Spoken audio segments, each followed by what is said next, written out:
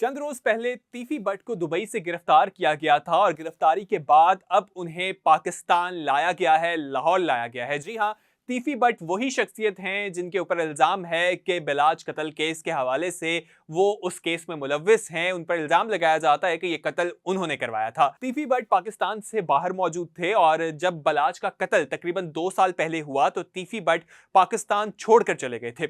उसके बाद ये केस शुरू हुआ और इसकी तहकीकात की गई और तीफी बट के हवाले से जो है वो मुख्तलिफ कयासराइयां की जाती थी। और उसके बाद हमने देखा कि 4 अक्टूबर को इंटरपोल पुलिस जो है उन्होंने वहां दुबई में उन्हें गिरफ्तार किया। एक पहले खबर आई कि वो एक फ्लैट में मौजूद थे, फिर कहा गया उन्हें रोड से जो है वो रोका गया, वहां पर उन्हें गिरफ्तार किया गया।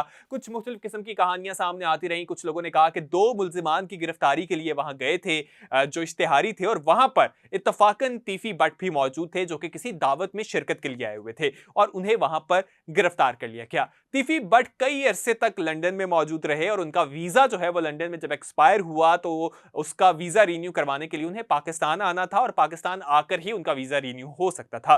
इसलिए वीजा ना होने की वजह से वो लंदन से दुबई मुंतकिल हुए और दुबई में वो कयाम पजीर थे जहां उन्हें गिरफ्तार कर लिया गया। अब वो पाकिस्तान आ चुके हैं। आज उन्हें दुबई की जो है वहां से लाहौर पहुंचाया गया है। वहां पर अदालत में उनसे पूछा गया कि वो क्या चाहते हैं, तो उस पर उन्होंने कहा कि वो पाकिस्तान जाकर केस की पैरवी करना चाहते हैं, जिसके बाद उन्हें पंजाब पुलिस के हवाले कर दिया गया और पंजाब पुलिस उन्हें लाहौर ले आई है। अब देखने के बिलाज टीपू कत्ल केस जो कि बहुत ज्यादा अहमियत रखता है, उस केस का आगे तहकीकात जो है वो किस तरफ जाती है, क्या रुख इख्तियार किया जाता है। जेआईटी भी बनाई गई जिसमें हमने देखा कि गोगी भट्ट साहब जो हैं वो उसमें पेश भी हुए और उन्होंने बाद में उस पर तहफुजात का इजहार भी कर दिया। वो जो जेआईटी रिपोर्ट थी उसने गोगी भट्ट साहब को जो है वो नीम मुल्जिम जो है वो करार दे दिया था और उसके बाद उसमें जो है उन्हें मुजरिम जो है वो करार दिया गया था। लेकिन वो उस जेआईटी पर तहफुजात का इजहार कर चुके हैं और वो उसको मुस्तरद भी कर चुके हैं। अब देखना है कि ये केस की कार्रवाई किस तरह से आगे बढ़ती है, क्योंकि तीफी बट जो हैं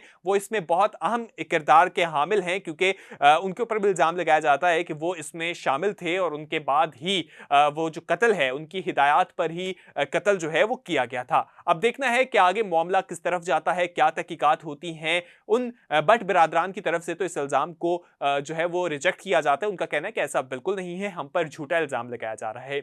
अब देखते हैं पंजाब पुलिस इस केस को किस तरह से इसकी तफ्तीश करती है।